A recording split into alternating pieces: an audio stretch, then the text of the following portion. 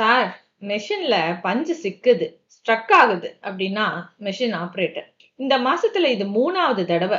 ஒருத்தருக்கு 2 பேரா என்ஜினியர்களை நியமிச்சும் வேலையில தடை ஏற்படுது. உன் செக்ஷன் என்ஜினியர் வர சொல்லு அப்படின்னா உற்சவ் கோபமா. சரி சார். அவன் போன மறு நிமிஷமே டேபிள் மேல இருந்த போனு அலறுச்சு.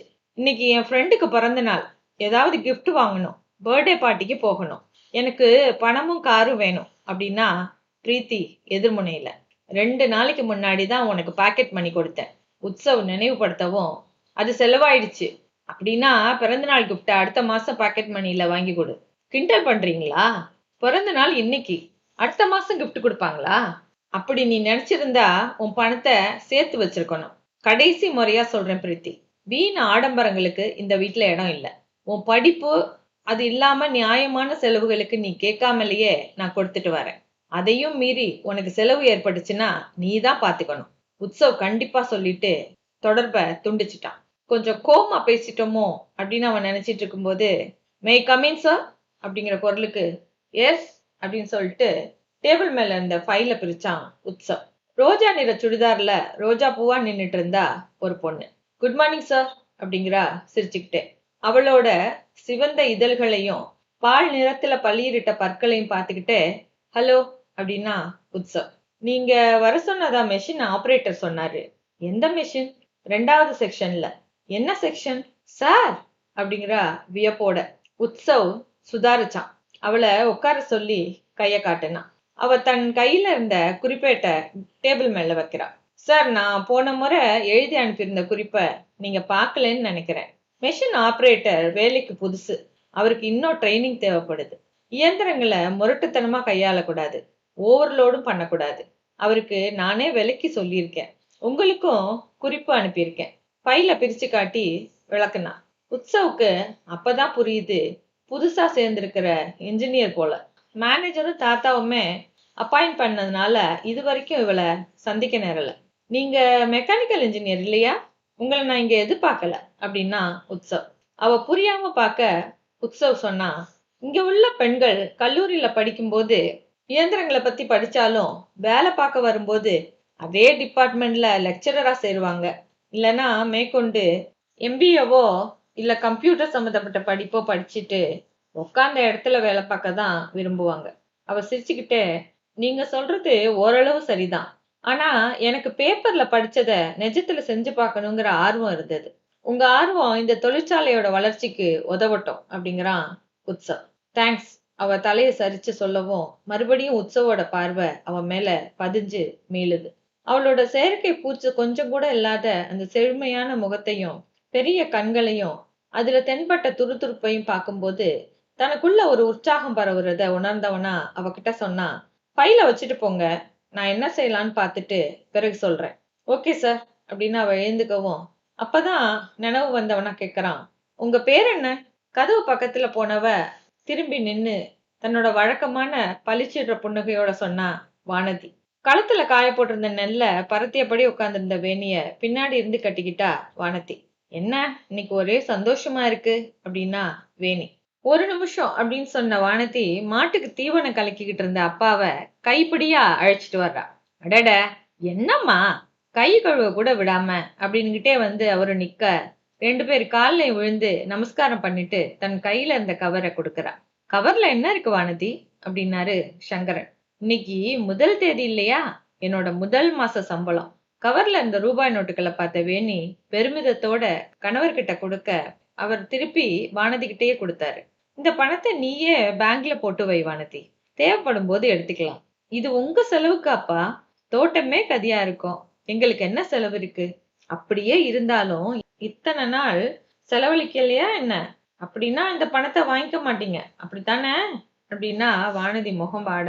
மகளோட வாடின முகம் பெத்தவங்கள சங்கடப்படுத்த வேணி சமாதானமா சொன்னா, எங்களால முடிஞ்ச வரைக்கும் உழைக்கிறோம். முடியாதப்போ எங்களுக்கு வேற யார் இருக்காங்க? உங்ககிட்ட தானே வரணும். நீ தானே எங்களை கூட இருந்து பாத்துக்க போறதா சொல்லியிருக்க. அப்போ இந்த பணம் உபயோகப்படும். அது வரைக்கும் சேமிச்சு வை. வானதி அரை மனசா பணத்தை வாங்கிக்கிட்டா. சங்கரன் அவளோட வேலையை பத்தி விசாரிச்சாரு. மொத்தம் எத்தனை பேர் வேலை செய்யறாங்கம்மா? முதலாளி யாரு அப்படின்னாரு. ஓரளவு பெரிய தொழிற்சாலை தான்ப்பா. வெளிநாட்டுல இருந்து இங்க பெரியவர் ஒருத்தர் ஒரு சின்ன மில்ல வாங்கி விரிவு பண்ணி நடத்த ஆரம்பிச்சாரு. ஆனா இப்போ அவரோட பேரன் தான் பொறுப்பேத்து நடத்துறாரு. 2 பேருமே ரொம்ப நல்லவங்க. தொழிலாளர்களை தட்டி கொடுத்து வேலை வாங்குறதுனால நிர்வாகம் சீரா நடக்குது. உனக்கு வேலை ஒண்ணும் கஷ்டமா இல்லையே அப்படின்னா வேணி கவலையா. அம்மா, என்னம்மா நீ, கஷ்டமா இருந்தா நான் போவேனா? நீ ஏன் வீணா கவலைப்படுற அப்படிங்கிறா வானதி. மேற்கொண்டு அவளோட வேலை பத்தி வானதி தெரிவிச்ச தகவல்களால சங்கரன் திருப்தி அடைஞ்சார். வானதி வேலை பார்க்கிற ராஜு ஸ்பின்னிங் மில்ஸ் பொள்ளாச்சியில இருந்து கோவைக்கு போற சாலையில கோவையோட நகர நுழைவாயிலேயே அமைஞ்சிருந்தது. வானதி சில சமயம் ஸ்கூட்டர்லயும் பஸ்லயுமா போயிட்டு வந்துட்டு இருந்தா. வேலை முடிஞ்சதும் வீடு வந்துருவான்னாலும் சில சமயம் வேலை அதிகமா இருக்கும்போது கொஞ்சம் லேட் ஆகுற சமயங்கள்ல சங்கரனும் வேணியும் வாசல்லையே காத்து கிடப்பாங்க. நான் சின்ன குழந்தையா, சின்ன வயசுல இருந்து நான் பழகுன ஊரு, எனக்கு போயிட்டு வர தெரியாதா அப்படின்பா வானதி. எங்களை பொறுத்த வரைக்கும் நீ இன்னும் சின்ன குழந்தைதான். எத்தனை வயசானாலும் எங்களோட கவனம் பிள்ளைகள் மேல இருக்கத்தான் செய்யும் அப்படிம்பாங்க 2 பேரும். எதிர விரிச்சிருந்த பேப்பரை காட்டி வேகமா விளக்கிக்கிட்டு போற வானதிய புன்சிரிப்போட பார்த்தாரு வரதராஜ். தொழிற்சாலைக்கு வாங்க இருக்கிற புது இயந்திரங்கள் பத்தியும் அதோட செயல்பாடுகளையும் அதனால ஏற்பட போற பலன்களையும் தெளிவா சுட்டி காட்டுனா வானதி. எப்போதும் சுறுசுறுப்போட மலர்ந்த முகமா இருக்கிற அந்த பொண்ண நேர்முக தேர்வுல அவர்தான் தேர்ந்தெடுத்தாரு. முதல் பார்வையிலேயே அவருக்கு அவளை ரொம்ப பிடிச்சு போச்சு. அவரது தேர்வை பொய்யாக்காம அவளும் நல்ல முறையில வேலை செய்யறா. சார், இந்த கம்பெனிக்கு ஆர்டரை மெயில் பண்ணிடலாமா அப்படின்னா வானதி. செய்யலாம். ஆனா என்னதான் எனக்கு திருப்தினாலும் தொழில்ல இறுதி முடிவெடுக்கிறது என்னோட பேரன் தான். அவன் தான் ஓகே சொல்லணும். அவர் சொல்லவும் உத்சவ் சார் தான் இந்த மெஷின்களை வாங்க போறது பத்தி முதல்ல விசாரிச்சார். அதுக்கு பிறகுதான் நான் அது பத்தின விவரங்களையும் இது போன்ற தொழிற்சாலைகள்ல அதோட பயன்பாடு பத்தின தகவல்களையும் சேகரிச்சேன். வெரி குட் அப்படின்னாரு வரதராஜ். வானதி, நீ இதுக்கு முன்ன பிரான்ஸ் வந்திருக்கியா அப்படின்னாரு யோசனையோட. ஒரு நிமிஷம் திகைச்ச வானதி பிறகு சிரிச்சா. நான் தமிழ்நாட்டையே தாண்டினது இல்ல. இங்க வரத்துக்கு முன்னாடி எங்க வேலை பார்த்த? இந்த வருஷம் தான் படிப்பை முடிச்சேன். என்னோட முதல் வேலை, முதல் அலுவலகம் இதுதான். எதுக்கு கேக்குறீங்க? உன்னை ரொம்ப தெரிஞ்ச மாதிரி, எங்கேயோ பார்த்த மாதிரி இருக்கு. எங்கேன்னு தான் நினைவில்ல அப்படிங்கிறாரு யோசனையில இருந்து விடுபடாதவரா. வானதிக்கு மறுபடியும் சிரிப்பு வருது. அவ பார்த்த சினிமாக்கள்ல கதாநாயகன் கதாநாயகிய முதல்ல சந்திக்கும் போது இது போலதான் தொடங்குவான். அவகிட்ட ஹீரோ பேச வேண்டிய வசனத்தை தாத்தா பேசுறாரு. புன்னகை மாறா முகத்தோட பேப்பர்களை அடுக்கிக்கிட்டு வானதி எழுந்து நிக்கிறா. அப்போ ரூமுக்குள்ள வந்த உத்சவ் 2 பேருக்கும் பொதுவா ஹலோ அப்படின்னு சொல்லவும், சார், மெஷினரிஸ் பத்தின கொட்டேஷன் அப்படின்னு வானதி தன் கையில இந்த பேப்பர்களை கொடுத்தா. நீ கம்ப்யூட்டர்ல ஃபீட் பண்ணியிருந்த விவரங்கள் எல்லாம் பார்த்துட்டேன் வானதி. திரும்ப பிரிண்ட் அவுட் எடுத்து தர வேண்டிய அவசியம் இல்ல. நேரத்தையும் உழைப்பையும் தேவையில்லாம விரயமாக்க வேண்டியதில்ல அப்படின்னா கண்டிப்பான குரல். சரி சார், ஞாபகத்துல வச்சுக்கிறேன். குரலோ முகமோ மாறாது விடைபெற்று போனவள தாத்தாவும் பேரனும் புன்சிரிப்போட பார்த்தாங்க. இந்த பொண்ண எனக்கு ரொம்ப பிடிச்சிருக்கு அப்படின்னாரு வரதராஜ் பேரன் கிட்ட. எனக்கும் தான் அப்படின்னா உத்சவ். வரதராஜ் வியப்பா பார்க்கவும், இதுல ஆச்சரியப்பட எதுவும் இல்ல தாத்தா. உங்களுக்கு பிடிச்சிருக்குன்னு என்ன அர்த்தத்துல சொன்னீங்களோ அதே அர்த்தத்துலதான் நானும் சொன்னேன் அப்படிங்கிறான் உத்சவ். அவ்வளவுதானா? நான் என்னமோன்னு நினைச்சேன். உங்க வயசுக்கு தகுந்த மாதிரி நினைங்க. என் வயசுக்கு என் பேரனோட எதிர்காலத்தை தவிர வேற என்ன நினைவு இருக்கும்? உங்க அம்மா பிரான்ஸ்ல இருந்து கிளம்பும் போது என்ன சொன்னா தெரியுமா? அப்பா, உற்சவ நான் உங்க கூட அங்க அனுப்பி வைக்க காரணமே அவன் மனசளவுல கல்யாணத்துக்கு தயாராகணும் அப்படிங்கிறதுக்காகத்தான். அவன் அங்க இருந்து திரும்பி வர்றது அவனோட கல்யாணத்துக்காகத்தான்னு இருக்கணும் அப்படின்னு சொன்னான். நீங்க என்னை இங்க அழைச்சிட்டு வந்ததுக்கு பின்னாடி இப்படி ஒரு சதி நடக்குதா? அம்மா மறுப்பு சொல்லாம இருக்கும் போதே எனக்கு கொஞ்சம் சந்தேகம்தான் சொன்ன உற்சவ் சிரிக்கிறான். பெத்தவங்க செய்யற சதி கூட பிள்ளைங்களோட நன்மைக்காக தான் இருக்கும் உற்சவ் அப்படின்னாரு வரதராஜ் விடாம. எனக்கு தெரியும் தாத்தா, நானே ஒரு நாள் சொல்வேன் இந்த பொண்ண கல்யாணம் பண்ணி வைங்க அப்படின்னு. அது வரைக்கும் பொறுத்துருங்க அப்படிங்கிறான் உற்சவ். வேற வழி, பொறுத்திருக்கதான் வேணும் சொன்ன வரதராஜ் நாற்காலியில சாஞ்சு உக்காந்தார். சுதா முகத்துல பெருகின வியர்வைய தொடச்சுக்கிட்டே கட்டில் மேல சாஞ்சா. இயல்பிலேயே சோம்பேறியான அவளை பழக்கமில்லாத வேலைகள் பயமுறுத்துது. கூட உதவிக்கு ஒரு பொண்ணும் மோகனும் இருந்த போயும் 3 வேளையும் டிஃபனும் சாதமும் சமைக்க முடியாம திணறுனா. படிக்கிறேன்னு சொல்லிக்கிட்டு நாள் முழுசும் புத்தகமும் அது இல்லாதப்போ டிவியும் வாக்மேனுமா உட்காந்துருந்த பொண்ணுகிட்ட எரிஞ்சு விழுந்தா. மம்மி, என்னோட கிரீன் கலர் டாப்ஸ் எங்க? அவ வழக்கம் போல அம்மாவை அழைக்கவும், இத்தனை பெரிய பொண்ணுக்கு தம் வேலையை செஞ்சுக்க தெரியாதா அப்படின்னா கோபமா. நான் காலேஜுக்கு போறேன், நீ வீட்டுல தானே இருக்க, நீ செஞ்சா என்ன அப்படிங்கிறா பிரீத்தி பதிலுக்கு. நீ காலேஜ் படிப்ப முடிக்க போறதும் இல்ல, அதுக்கு வேலை கிடைக்க போறதும் இல்ல. பேசாம எனக்கு உதவியா வீட்லயே இரு அப்படிங்கிறா சுதா சத்தமா. பிரீத்தி டேபிள் மேல இருந்த அலாம் டைம் பீஸ கோபத்தோட சுவத்துல விட்டு எறிஞ்சா. சத்தம் கேட்டு அங்க வந்த மோகன், அடடா எப்படி உடைஞ்சது அப்படிங்கிறான் மனைவி கிட்ட. எல்லாம் உங்களாலதான். பிரீத்தியும் சுதாவும் ஒரே குரல்ல அவங்கிட்ட கத்த ஆரம்பிச்சாங்க. அவங்கள சமாதானப்படுத்த முயற்சி பண்ணி முடியாத மோகன் தன்னோட வழக்கப்படி கபோர்டை திறந்து விஸ்கி பாட்டிலோட ரூம்ல இருந்த நாற்காலியில போய் உட்கார்ந்தான். உற்சவ் வந்ததுல இருந்து அந்த வீட்டுல அலற ஸ்டீரியோக்களோட ஓசையும் நண்பர் கூட்டத்தோட கூச்சலும் நின்னு போயிருந்தாலும் சுதாவுக்கும் பிரீத்திக்குமான போர் தினமும் நடந்துகிட்டு தான் இருந்தது. ஒரே பெண்ணா, பெத்தவங்களோட செல்ல மகளா தான் நினைச்சது எல்லாத்தையும் அவங்க மூலமா நிறைவேற்றிக்கிட்டு பழகி இருந்ததுனால வீட்டுல உண்டான அந்த புதிய மாற்றத்திற்கு பிரீத்தியால மாற முடியல. அம்மா கிட்ட கேக்குறப்பெல்லாம் பணம் கிடைச்சதுனால அந்த பணம் எங்கிருந்து வந்ததுன்னு அவ யோசிக்க தேவையே ஏற்படல. இப்போ மாசம் பிறந்ததும் உற்சவ் கிட்ட பணத்துக்கு கையேந்தி நிக்கிறதும் அந்த பணத்துல செய்யற செலவுகளுக்கு கணக்கு தர்றதும் அவளுக்கு கொடுமையான தண்டனையா தோணுச்சு. எல்லாம் இந்த தாத்தாவால வந்தது, அவர் தானே உற்சவ அழைச்சிட்டு வந்தாரு அப்படின்னு மனசுக்குள்ள அப்பா அம்மா கூட சேர்ந்து தாத்தாவை திட்ட தொடங்கினான். பிரீத்தி கோபத்தோட தன்னோட ரூமுக்கு போகவும் மோகன் நாற்காலியிலேயே தன்னிலை மறந்து சரிஞ்சு கிடக்க சுதா ஏசிய ஆன் பண்ணிட்டு தன்னோட மதிய தூக்கத்திற்கு தயாரானா. இரவு வெகு நேரம் ஆயிருந்துச்சு. ஊரே தூங்கி போயிருந்த அந்த சமயத்துல 2 பேர் மட்டும் தூக்கமே வராம புரண்டாங்க. ஒருத்தரு புறவிப்பாளையம் மச்சு வீட்டுல தேக்கு மர கட்டுல இலவம் பெஞ்ச மெத்தையில புரண்ட பாஸ்கரன். இன்னொருத்தர் கோயம்புத்தூர்ல சொகுசு பங்களாவுல ஏசி ரூம்ல போம் மெத்தையில படுத்திருந்த வரதராஜ். கண்களை மூட முடியாம எழுந்து அமர்ந்தாங்க.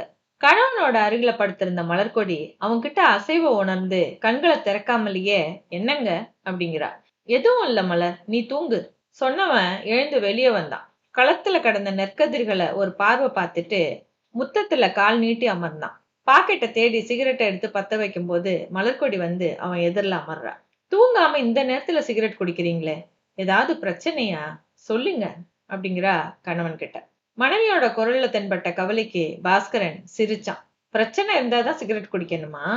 நீங்க அதிகமா குடிக்க மாட்டீங்களே. மாட்டேன் தான், இன்னைக்கு என்னமோ தெரியல, தூக்கம் வரல. நெற்கதிரெல்லாம் களத்துல அறுத்து கிடக்கு. சாயங்காலம் வானம் மப்பா இருந்துச்சு. மழை வந்தா வீணாயிடுமேன்னு தூக்கமே பிடிக்கல. இதுக்கா கவலைப்படுறீங்க? விவசாயம் நமக்கு புதுசா என்ன?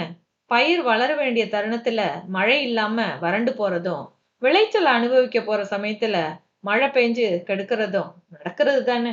நடக்கிறது தான், இருந்தாலும் கவலைப்படாம இருக்க முடியுமா என்ன? ஒரு தூறல் அடிச்சாலும் போதும், இத்தனை மாசம் இத்தனை ஆட்கள் உழைச்ச உழைப்பும் செலவழிச்ச பணமும் விரயமாயிடும். மலர்கொடி சமாதானத்தோட கணவனோட தோல்ல பிடிக்கிறா. நமக்காவது பொள்ளாச்சி டவுன்ல உரக்கடையும் வீட்டு வாடகையுமா நிரந்தர வருமானம் இருக்கு. இந்த நிலத்தை நம்பி வட்டிக்கு கடன் வாங்கி நகைகளை அடகு வச்சு பயிர் செய்யற விவசாயிகளோட நிலைமைய நினைச்சு பாருங்க. பாஸ்கரன் பதிலே பேசாம உட்கார்ந்துருக்க மலர்கொடி அவனோட கைகளை பிடிச்சு எழுப்புறா. நம்ம வேலையை நாம செய்வோம், பலன் கிடைக்கிறது அதிர்ஷ்டத்தை பொறுத்துதான். எத்தனை முறை யோசிச்சாலும் நடக்கிறது தான் நடக்கும். இன்னும் கொஞ்ச நேரத்துல விடிஞ்சிரும். கதிரடிக்க ஆட்கள்லாம் வந்துருவாங்க, அதுக்குள்ள கொஞ்ச நேரமாவது தூங்குங்க. பாஸ்கரன் எழுந்து மனைவியோட நடந்துகிட்டே சொல்றான். நீ கூட ரொம்ப பக்குவப்பட்ட மாதிரி பேசுற மலர். ஆமா, இப்ப நான் ஒரு குழந்தைக்கு அம்மா ஆயிட்டேனே அப்படிங்கிறா மலர்கொடி சிரிச்சுக்கிட்டே. பாஸ்கரன் திடீர்னு நினைவு வந்தவனா சொன்னா, வானதி கூட ரொம்ப மாறிட்டா இல்ல? எப்படி சொல்றீங்க? 2 நாள் முன்னாடி நம்ம சொந்தக்காரங்களோட மேரேஜ் ஃபங்க்ஷன்ல அவ உற்சாகமா பேசிட்டு இருந்ததை பார்க்க ஆச்சரியமா இருந்தது. நமக்கு கல்யாணம் ஆனதுல இருந்து இது வரைக்கும் அவ இப்படி பேசி நான் கேட்டதே இல்ல. உண்மையில வானதி பெரிய வாயாடி. என்னமோ தெரியல, உங்களை பார்த்தா மட்டும் மாமாங்கிற மரியாதையோட ஒதுங்கி போயிடுவா. அப்படின்னா வேலை பார்க்குற முதலாளி கிட்ட ஏன் அந்த மரியாதையை காமிக்கல? அவங்க கிட்ட சரிக்கு சரியா பேசினாலே. அந்த கல்யாண வீட்டுல ஏதோ ஒரு உறவு முறையில வந்திருந்த அவ முதலாளி உற்சவ் அவரோட தாத்தா வரதராஜவை நமக்கு அறிமுகம் செஞ்சாலே. ஒரு நிமிஷம் திகைச்ச மலர்கொடி பிறகு சொல்றா, என்னதான் முதலாளியா இருந்தாலும் அந்த உறவு அலுவலகத்தோட நின்னு போயிடும். மாமா உறவு முறைங்கிறது எப்போதும் தொடர்ற ஒரு விஷயமாச்சே. அதனாலதான் முதல்ல மதிக்கப்பட வேண்டிய ஆளு நீங்க தானே. பாஸ்கரன் சிரிப்போட மனைவியோட தோலை அணைச்சுக்கிட்டான். எப்படி இருந்தாலும் உன் தங்கையை விட்டு கொடுக்க முடியாது உன்னால. அவன் சொல்லவும், உங்களால மட்டும் முடியுமா? என்னாலையும் முடியாதுதான். சொன்னவன் அதுக்கு மேல எதுவும் பேசல. கண்களை மூடி தூங்க முற்பட்டான். அதே நேரத்துல வரதராஜோட டேபிள் மேல இருந்த கடிகாரத்தை பாக்குறாரு அவரு. மணி 3ங்குது. இந்த திருமண விழாவுக்கு போயிட்டு வந்ததுல இருந்து அவரு அதிகம் சிந்தனை வயப்பட்டவரா இருந்தாரு. அன்னைக்கும் அறைக்குள்ள குறுக்கும் நெடுக்குமா நடக்க தொடங்கினாரு. கால்கள் அறைக்குள்ள சுற்றி வர ஆரம்பிக்கவும் மனசு பழைய நினைவுகளை சுற்றி வர ஆரம்பிச்சது. வரதராஜோட சொந்த ஊரு கோயம்புத்தூர் தான். அவரோட அப்பா அம்மா கோயம்புத்தூர்ல இருக்க பணக்காரர்கள்ல ஒருத்தங்களா இருந்தாங்க. பெற்றோருக்கு 2 பெண்களுக்கு பிறகு பிறந்த ஒரே மகன் அப்படிங்கிறதுனால செல்லமும் செல்வாக்கும் அதிகம் இருந்துச்சு. வரதராஜ் காலேஜ்ல பிஏ முடிச்சிட்டு விடுமுறையில இருந்த போது அவரோட அப்பா அவரை ஆழியாறு போயிட்டு வர சொன்னாரு. ஆழியாருக்கு பக்கத்துல அவங்களுக்கு டீ தூள் தயாரிக்கிற ஃபேக்டரி ஒண்ணு இருந்துச்சு. ரொட்டி கடை அப்படிங்கிற இடத்துல இருந்த அந்த ஃபேக்டரிய பார்வையிட போன போதுதான் வரதராஜ் லக்ஷ்மிய பார்த்தாரு. வரைஞ்சு வச்ச மாதிரி முகமும் சிரிப்பும் உடற்கட்டுமா ரவிவர்மாவோட தெய்வ படங்கள்ல வர லக்ஷ்மிய போலவே இருந்தா இந்த லக்ஷ்மி.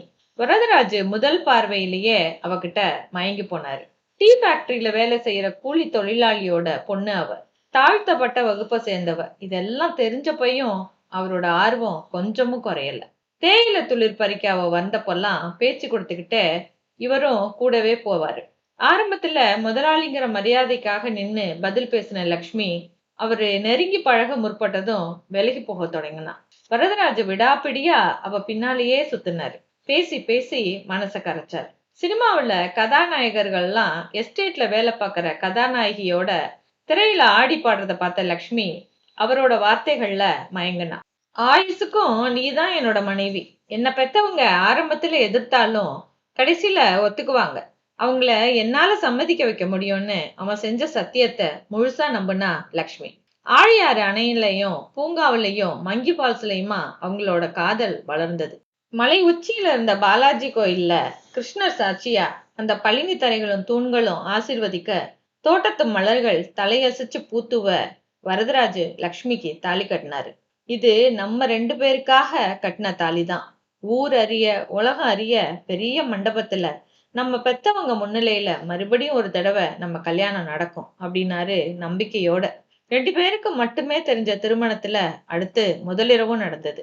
தாலி கட்டின கணவன் கிட்ட மறுக்க தோணாத சராசரி பொண்ணா லக்ஷ்மி பணிஞ்சு போனா. டீ ஃபேக்டரிய பார்வையிட வந்த வரதராஜ் அதை மறந்து போய் லக்ஷ்மியோட 1 மாசம் முதலிரவு கொண்டாடினாரு. லக்ஷ்மியோட பெத்தவங்களுக்கு விஷயம் தெரிஞ்சது. அவங்க அவளை கண்டிச்சப்போ வரதராஜ் அவங்கள சமாதானப்படுத்தினாரு. லக்ஷ்மி தான் என்னோட மனைவி. என்னோட பெத்தவங்களை அழைச்சிட்டு வந்து முறைப்படி பேசுறேன்னு சொன்னாரு. இதெல்லாம் நடக்குமா அப்படின்னு நம்பிக்கை இல்லாம தலையாட்டி மறுத்தவங்க கிட்ட உடனே அதுக்கான ஏற்பாடுகளை செய்யறதா சொல்லிட்டு கோபமா கிளம்பினாரு. அவரு வீடு போய் சேர்ந்த சமயம் மேனேஜர் யார்கிட்டயோ போன்ல பேசிக்கிட்டு இருந்தாரு. உங்களுக்கு தான் எஸ்டேட்டுக்கு போன் பண்ணிட்டு இருந்தேன், நீங்களே வந்துட்டீங்க அப்படின்னாரு அவனை பார்த்ததும். என்ன விஷயம்? அப்பா அம்மாலாம் எங்க அப்படின்னாரு வரதராஜ். மேனேஜர் பதில் சொல்ல தயங்கவும் சொல்லுங்க அப்படிங்கிறாரு பதட்டத்தோட. அப்பாவுக்கு நைட்டு ஹார்ட் அட்டாக் வந்து ஹாஸ்பிட்டல்ல சேர்த்திருக்கு. நிலைமை கொஞ்சம் சீரியஸ் தான்னு டாக்டர்கள் அபிப்பிராயப்படுறாங்க. எந்த ஹாஸ்பிட்டல்? பேரை கேட்டுக்கிட்டு வரதராஜ் வந்த கார்லயே திரும்பி ஹாஸ்பிட்டலுக்கு விரைஞ்சாரு. அம்மாவும் சகோதரிகளும் அவரை பார்த்ததும் முகத்துல அரைஞ்சுக்கிட்டு அழ ஆரம்பிச்சாங்க. புரியாம அவரு பார்க்க சொந்தக்காரர் ஒருத்தர் அவரோட கைகளை பிடிச்சிக்கிட்டு அப்பாவோட கதை இப்படி முடிஞ்சு போச்சே அப்படின்னாரு அனுதாபத்தோட. வரதராஜ் பிரம்ம பிடிச்ச மாதிரி நின்னாரு. அவரு கிளம்பும் போது சிரிச்ச முகத்தோட வழி அனுப்பி வச்ச அப்பா இப்போ இல்லைங்கிறத அவரால் நம்பவே முடியல. அழக்கூட நேரம் இல்லாம அடுத்தடுத்து செய்ய வேண்டிய காரியங்கள்லாம் காத்துட்டு இருந்தது. இயந்திரமா அப்பாவோட ஈம காரியங்களை செஞ்சு முடிச்சு உறவினர்கள் எல்லாம் கலைஞ்சு வெறிச்சோடுன வீட்டுல அம்மாவும் அவனும் சகோதரிகளுமா உட்கார்ந்திருந்த நேரம் ஒரு கார் வந்து நிக்குது. அதுல இருந்து இறங்குனவரு தன்னை ஒரு பைனான்சியர்னு அறிமுகப்படுத்திக்கிட்டு சொன்னாரு, உங்க அப்பா பிசினஸ்க்காக என்கிட்ட 5 லட்சம் கடன் வாங்கியிருந்தாரு. இதோ அதுக்கான டாக்குமெண்ட்ஸ். அவரு பத்திரங்களை எடுத்து காட்டவும் எல்லாரும் திடுக்கிட்டு எழுந்து நின்னாங்க. அப்பாவோட வரவு செலவு பத்தி இதுவரைக்கும் எதுவுமே தெரிஞ்சிராத வரதராஜு மேனேஜரை அழைச்சு விசாரிக்கவும், வரதராஜோட அப்பா பணம் வாங்கினது உண்மைதாங்கிறது தெரிய வருது. பேங்க்ல எவ்வளவு பணம் இருக்குன்னு விசாரிச்சாரு. மேனேஜரு தலைய சொரிஞ்சுக்கிட்டே, கொஞ்ச நாளாவே நிதி நிலைமை சரியில்லாததால பேங்க்ல பணம் எதுவும் இல்லைன்னு சொல்லவும், வரதராஜு பைனான்சியர் கிட்ட 2 மாசம் தவணை கேட்டு அவரை அனுப்பி வச்சாரு. உடனடியா அப்பாவோட கணக்குகளை சரிபார்க்க தொடங்க, பாக்க பாக்க ரொம்பவே சோர்ந்து போனாரு. வரவு, லாபம் எதுவுமே இல்ல. கொடுக்கப்பட வேண்டிய தொகைகள் தான் அதிகமா இருந்தது. அப்பா ஏன் இத்தனை கடன் வாங்கினாரு? நஷ்டம்னு தெரிஞ்சதும் மேலும் மேலும் அதே தொழில்ல முதலீடு செஞ்சாரு. மேனேஜர் கிட்ட கேட்டப்போ அவர் சொன்னாரு, 2 அக்காக்களோட திருமணத்திற்காக வாரி இறைச்சு இதுவரை சம்பாதிச்ச எல்லாத்தையும் கரைச்சிட்டாரு. பிறகு எதிர்பாராம நஷ்டம் வந்துருச்சு. எப்படியும் அதுல இருந்து மீண்டிடலான்னு அவர் நம்பினாரு. அந்த நம்பிக்கைய பொய்ன்னு சொல்லிட முடியாது. எந்த தொழிலிலும் லாபமும் நஷ்டமும் மாறி மாறி தான் வரும். நம்மளோட துரதிர்ஷ்டம் நஷ்டத்துல இருந்து மீண்டு வர்றதுக்குள்ளேயே அப்பா போயிட்டாரு. வரதராஜ் என்ன செய்யறதுன்னு யோசிச்சாரு. ஒரு நிமிஷம் எதுவும் புரியாம மறுட்டுது. வரிசையா கடன்காரங்க தினமும் ஒருத்தரா வர ஆரம்பிச்சாங்க. வீட்டுல உள்ளவங்க எல்லாம் மிரண்டு போனாங்க. வரதராஜ் அம்மா கிட்ட நிலைமைய எடுத்து சொன்னாரு. பழைக்கிறதுக்காக வழிய தேடிக்கிறதுக்கு முன்னாடி கடனை அடைச்சாக வேண்டிய நிர்பந்தத்தை விலக்கி அம்மாவோட சம்மதத்தோட அலுவலகத்தையும் வீட்டையும் வித்தாரு. கடனை வட்டியோட தீர்த்துட்டு வீட்டுல இருந்த பணியாட்களையும் அனுப்பி வச்சப்போ, ரொம்ப நாட்களா இருந்து பழகின மேனேஜர் மட்டும் துக்கத்துல கண்கள் கலங்க விடைபெற்று போனாரு. அக்காக்கள் 2 பேரும் அம்மாவையும் தம்பியவையும் அவங்களோட வச்சுக்க வேண்டி வந்துருமோங்கிற பயத்துல ஒதுங்கி போனாங்க. வரதராஜ் கோவையில புறநகர் பகுதியான வடவள்ளியில ஒரு வீடு வாடகைக்கு எடுத்தார். அடுத்து குடும்ப செலவுக்கு பணம் வேணுமே, என்ன வேலை கிடைக்கும்னு ராத்திரி பகலா சிந்தனையில மூழ்கி போயிருந்தவர்கிட்ட அம்மா கேட்டா, நம்ம ரொட்டிக்கடை எஸ்டேட்டு டீ தூள் ஃபேக்டரிய என்ன செஞ்ச வரதராஜு? இப்ப யார் பாத்துக்கிறாங்க? வரதராஜுக்கு சுரீர்னுச்சு. லக்ஷ்மிய எப்படி மறந்து போனாரு? அதிர்ச்சி மேல அதிர்ச்சியா ஏற்பட்டதுல அவர் நினைப்பே வரலையே. அம்மா கிட்ட சொல்லிக்கிட்டு அன்னைக்கே ஆழியாறு கிளம்புனாரு. கசங்கின சட்டையும் சோர்ந்த முகமுமா பஸ்ல வந்து இறங்கின தங்களோட முதலாளிய சூழ்ந்துகிட்ட ஃபேக்டரி தொழிலாளர்கள் அவரோட அப்பாவோட மறைவுக்கு அனுதாபம் தெரிவிச்சாங்க. அவங்க கிட்ட பேசிக்கிட்டு இருந்துட்டு பிறகு ஃபேக்டரிய விற்க போறதா சொல்லிட்டு வரதராஜ் லக்ஷ்மிய தேடி போனாரு. லக்ஷ்மி அவரை பார்த்ததும் ஓடி வந்து கைகளை பிடிச்சுக்கிட்டு அழுகையில கரைஞ்சு போனான். அவரோட அப்பாவோட திடீர் மறைவு பற்றி விசாரிச்சா. இவங்களோட உறவை பத்தின பயத்தை தெரிவிச்சா. வரதராஜ் அவளுக்கு ஆறுதல் சொன்னாரு. எந்த நிலைமையிலையும் ஒன்ன நான் கைவிட மாட்டேன் அப்படின்னு ஆறுதல் சொன்னதும் அவ கொஞ்சம் அமைதியானா. முகம் வெளுத்து கண்கள் குழி விழுந்து இருந்தவளுக்கு ஆறுதல் சொல்லிட்டு வரதராஜ் அன்னைக்கே கோவை திரும்பினாரு. அவருக்கு தெரிஞ்சவங்க மூலம் வெளிநாட்டுல வேலைக்கு முயற்சி செஞ்சதுல கொஞ்ச நாட்கள்லயே பிரான்ஸ்ல வேலை கிடைக்கவும் டீத்தூள் ஃபேக்டரிய வித்துட்டு பிரான்ஸ் கிளம்ப ஏற்பாடு செஞ்சாரு.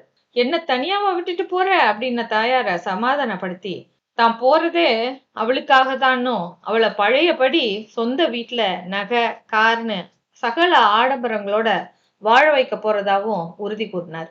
திரும்ப எஸ்டேட் போய் லக்ஷ்மிய சந்திச்சு ஃபேக்டரி வித்த பணத்துல இருந்து ஒரு நல்ல தொகைய அவ மறுத்தும் கேட்காம அவ பேர்ல டெபாசிட் பண்ணாரு. பணம் வேண்டாம், உங்க கூடயே அழைச்சிட்டு போங்க அப்படின்னு அழுதவகிட்ட வீட்டு நிலைமைய எடுத்து சொன்னாரு. வெளிநாட்டுக்கு நினைச்ச மாதிரி போயிட முடியாது. முதல்ல நான் போய் வேலையில செட்டில் ஆகணும். உன்ன என்னோட மனைவின்னு ரெஜிஸ்டர் பண்ணி பாஸ்போர்ட் எடுத்தப்புறம்தான் நான் அழைச்சிட்டு போக முடியும். அதுவும் அங்க தங்குறதுக்கான இடம், குடும்பத்தோட வசிக்கிறதுக்கு அனுமதி உண்டானலாம் பார்க்கணும். என்னோட அம்மாவை கூட இங்க தனியா தான் விட்டுட்டு போறேன் லக்ஷ்மி. பெரிய வேலையோ நிரந்தர வருமானமோ இல்லாதவங்க குடும்பத்தோட போனா அங்கெல்லாம் சமாளிக்க முடியாது. அதை விட பல்ல கடிச்சுக்கிட்டு கொஞ்சம் வருஷங்கள் பொறுத்துட்டு பணத்தோட நானே திரும்பி வருவேன். லக்ஷ்மி கண்கள்ல நீர் வழிய சொன்னா, எத்தனை வருஷங்கள் வேணாலும் நான் பொறுத்துக்கிட்டு இருப்பேன். ஆனா என் வயித்துல வளர்ற உங்க குழந்தை அதுவரை பொறுக்காது. வரதராஜ் அடி வாங்கின மாதிரி ஆனாரு. இது மாதிரி ஒரு விஷயம் நடக்கக்கூடும்னு அவரு நினைச்சே பார்க்கல. இப்போ என்ன பண்றதுன்னு புரியல. லக்ஷ்மியை அழைச்சிட்டு போய் அம்மா கிட்ட விட்டுட்டு போனா என்ன? அதுவும் லக்ஷ்மியோட குடும்பம் குலம் எல்லாத்தையும் விசாரிச்சு நான் போன பிறகு வெறுப்புல விபரீதமா ஏதாவது நடந்துருச்சுன்னா, இங்கேயே விட்டுட்டு போனாலும் லக்ஷ்மி அவளோட பெத்தவங்க உறவுக்காரங்களோட ஏச்சுக்கும் பேச்சுக்கும் ஆளாக வேண்டி வரும். அதனால நீண்ட யோசனைக்கு பிறகு வரதராஜ் சொல்றாரு, லக்ஷ்மி இது நம்மளோட முதல் குழந்தை. எனக்கு சொல்லவே வாய் வரல. ஆனாலும் எனக்கு வேற வழியே இல்ல. நான் பல வழிகள்லையும் யோசித்து பார்த்த பிறகுதான் இத சொல்றேன். இந்த கருவ அபார்ஷன் பண்ணிடலாம். திருமணமான புதுசுல பல பேர் தங்களோட எதிர்கால திட்டங்களுக்காக குழந்தைய தவிர்க்க தான் செய்றாங்க. அது போலதான் இதுவும். நமக்கு இன்னும் காலம் காத்திருக்கு. வாழ்க்கையில கால் ஊனி நின்னுட்டா யார பத்தியும் கவலைப்பட தேவையில்ல. ஒண்ணென்ன 9 குழந்தை கூட பெத்துக்கலாம். வழிஞ்ச கண்ணீரை தொடச்சுக்கிட்டு மௌனமா அவ உட்கார்ந்திருக்க வரதராஜு நயந்தும் பயந்தும் அவளுக்கு சொல்லிக்கிட்டு இருந்தாரு. லக்ஷ்மி அரகுற மனசோட சரின்னு தலையசைச்சதும் தான் அவரோட முகத்துல நிம்மதி தோணுச்சு. உடம்ப பாத்துக்க. அடிக்கடி நான் கடிதம் போடுறேன். நீயும் பதில் போடு. கவலைப்படாத. சீக்கிரம் வந்துடுவேன் அப்படின்னு அவகிட்டேந்து அவர் விடைபெற்று போனார். அதுதான் அவர் லக்ஷ்மிய கடைசி முறையா பார்த்தது. திட்டமிட்டபடி பாரிஸ் வந்து சேர்ந்ததும் அவரோட வாழ்க்கையே மாறி போச்சு. செல்வந்தர் வீட்டு மகனா நகத்துல அழுக்குப்படாம வளர்ந்தவரு கான்ட்ராக்ட் லேபரா ரொம்பவும் கஷ்டப்பட்டாரு. சேர்ந்த புதுசுல உடல் வலியும் மனவேதனையும் அவரை வாட்டி எடுத்தது. பழையபடி ஊருக்கே திரும்பிடலாமான்னு கூட தோணும். அம்மாவோட நகைகளை வித்து வெளிநாடு போறதுக்குன்னு செலவழிச்ச பணத்தை திரும்ப சம்பாதிக்காம எப்படி போறது? எத்தனை சிரமப்பட்டாலும் செலவழிச்ச பணத்தை சேமிக்காம போறது இல்லைங்கிற உறுதியோட நாட்களை ஓட்டுனாரு. 3 வருஷ கான்ட்ராக்ட் முடியும் போது சேமிப்பு உயர்ந்த மாதிரியே மன வலிமையும் பெருகி போயிருந்தது. முட்டி மோதுனா முன்னேறிடலாம் அப்படிங்கிற நம்பிக்கையும் ஏற்பட்டுச்சு. பிரான்ஸ் வரத்துக்காக வாங்கின கடன் எல்லாம் அடைச்சிட்டு அம்மாவுக்கும் கணிசமான ஒரு தொகைய அனுப்பி வளையலும் கழுத்துக்கு செயினும் செஞ்சுக்க சொன்னாரு. கான்ட்ராக்ட் எதிர்பாராத விதமா சில மாதங்கள் முன்னாடியே முடிஞ்சு விட்டதாகவும் விசா தீருற வரைக்கும் நண்பர்களோட சேர்ந்து சின்ன அளவுல சில்லறை வியாபாரம் செய்ய போறதாகவும் அம்மாவுக்கும் லக்ஷ்மிக்கும் தனித்தனியா கடிதங்கள் எழுதி போட்டார். அம்மா கிட்ட இருந்து உடனே பதில் வந்தது. லக்ஷ்மி பதிலே போடல. முதல்ல அவ பதில் போடாம இருந்தத வரதராஜு ரொம்ப பொருட்படுத்தல. அப்பெல்லாம் மழை காலத்துல எஸ்டேட்ல லெட்டர்ஸ் எல்லாம் ரொம்ப லேட்டா தான் போகும். தபால் பெட்டியில சேர்க்கப்படுற கடிதங்கள் சில சமயம் சாரல்ல நனைஞ்சு முகவரி அழிஞ்சு கூட போயிடும். இல்லைன்னா மலை மேல இருந்து உருண்டு வர்ற பாறைகள் வீடுகள் மனிதர்களை சேதமடைய செய்யற மாதிரி தபால் பெட்டியையும் நொறுக்கிடுறது உண்டு. பல எஸ்டேட்டுகள்ல சைக்கிள்ல கூட செல்ல முடியாத அளவுக்கு அடுத்தடுத்து குன்றுகளா இருக்கிறதுனால தபால்காரர் ஒரு கடிதத்துக்காக வெகு தூரம் செல்ல சோம்பல் பட்டு ஒழுங்கா டெலிவரி செய்ய கூட மாட்டாரு. அதனால வரதராஜ் லக்ஷ்மிக்கு 2 கடிதம் எழுதிட்டு பதில் வரல அப்படின்னதும் அத்தோட கடிதம் எழுதுற முயற்சிய கைவிட்டாரு. இன்னும் சில மாதங்கள்ல நேர்லயே போயிட போறோம் அப்படிங்கிற சமாதானத்தோட தன்னோட வேலையில மும்முரமானாரு வரதராஜன். மாசங்கள் ஓடின போதும் அவர் நினைச்சபடி கிளம்ப முடியாம போக அம்மா ஒரு நாள் உடல்நிலை சரியில்லைன்னு கடிதம் எழுதிடுறா. 3 பேரும் இருந்தும் அனாதையா கிடக்குறேன். நேரத்துக்கு சமைக்க கூட முடியலைங்கிற வரிகள் மனசத்தோட வரதராஜு அக்காக்களுக்கு போன் பண்ணி பேசுறாரு. நான் வர்ற வரைக்கும் அம்மாவை யாராவது கூட வச்சுக்கோங்க. மாசம் மாசம் பணம் அனுப்பிச்சிடுறேன் அப்படின்னப்போ 2 பேருமே முடியாதுன்னு மறுக்கிறாங்க. கூட்டு குடும்பத்துல இருக்கிறதால குடும்பத்துல உள்ள மத்தவங்க எல்லாம் ஒத்துக்க மாட்டாங்கன்னு பெரிய அக்காவும் டெல்லி பீகார்னு டிரான்ஸ்பர் ஆகி ஒரு மாநிலமா போய்கிட்டு இருக்கோம்.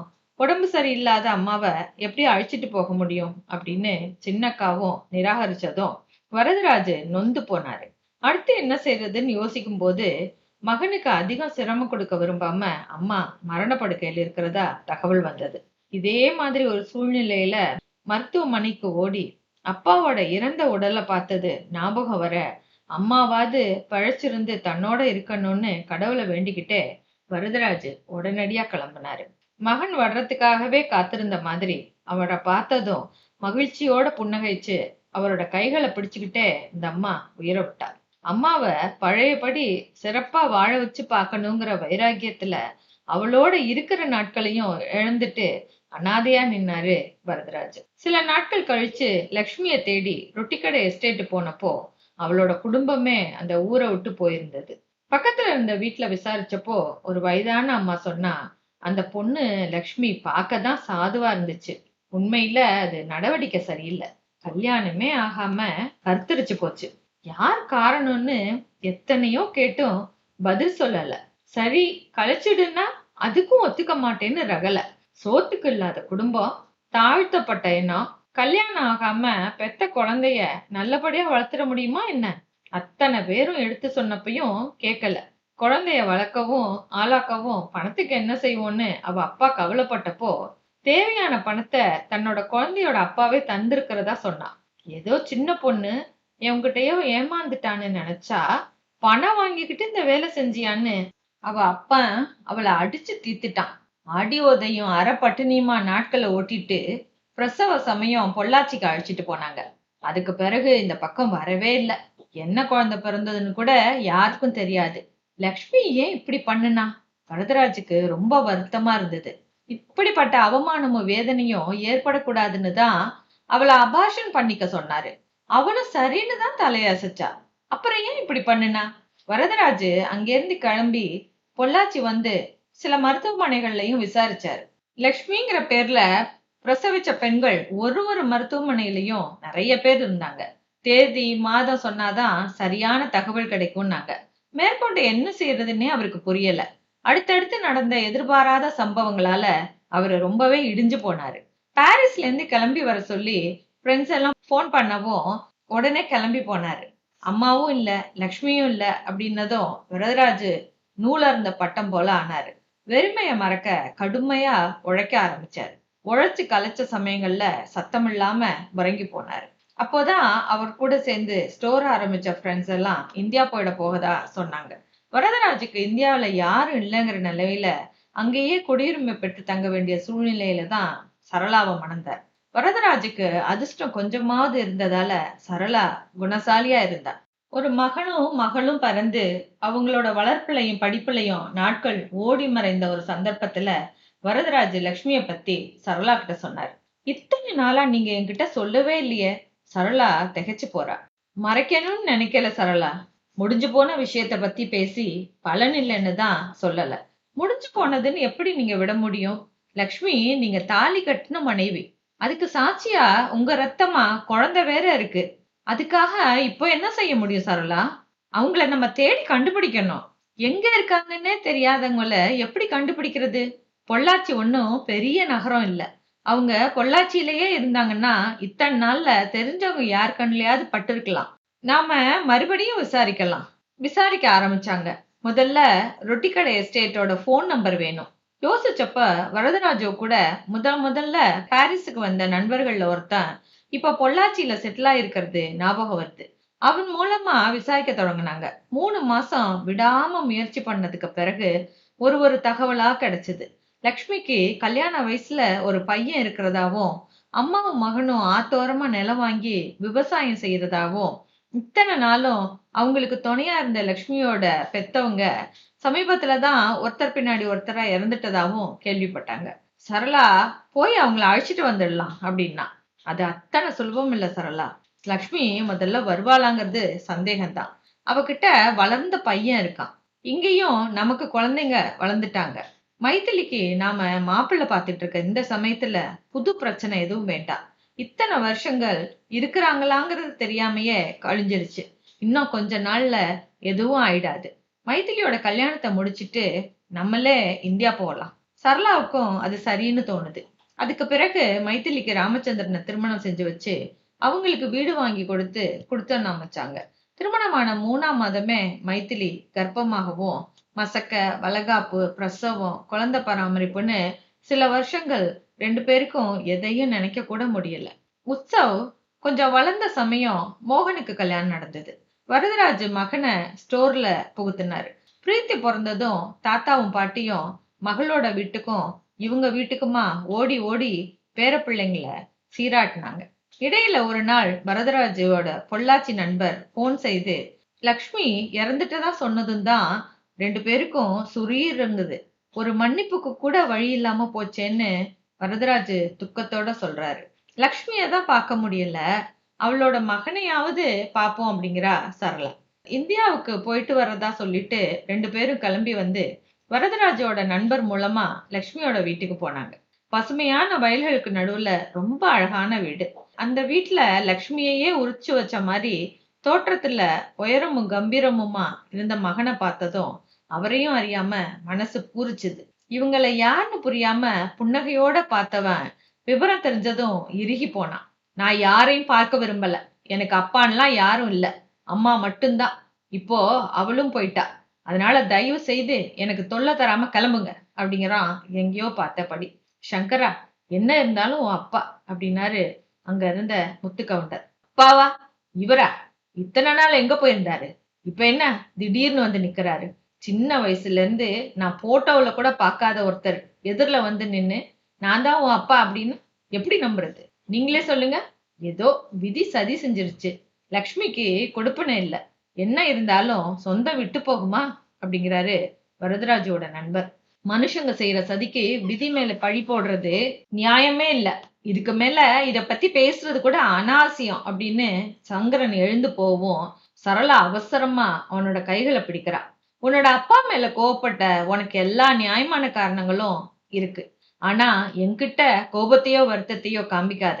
ஏன்னா நானும் உன் அம்மா மாதிரி தான் அப்படிங்கிறா நெகிழ்ச்சியான குரல்ல.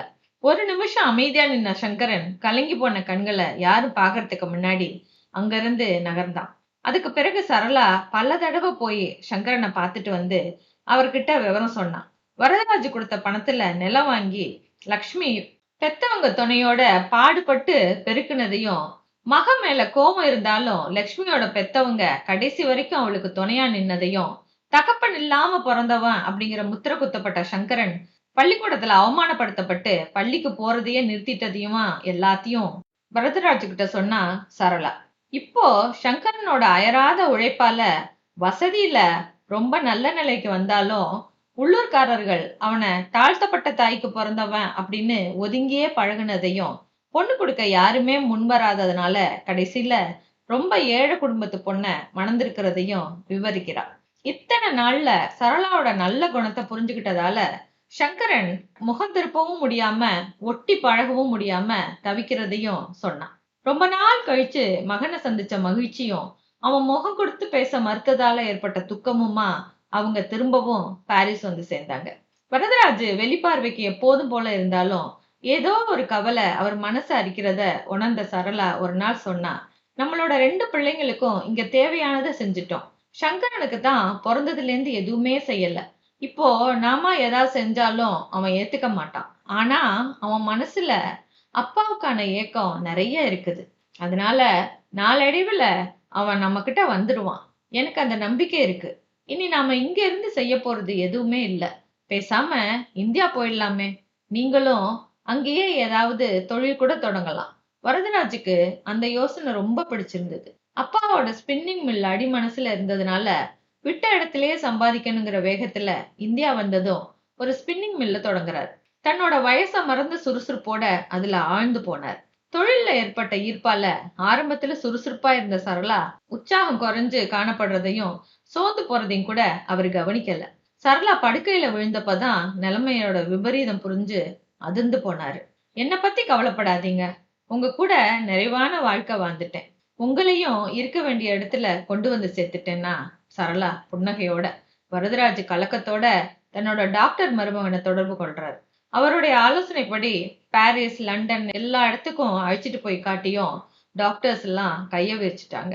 பிறகு சரளா இந்தியாவுக்கே போயிடலான்னு அடம் பிடிக்கிறா.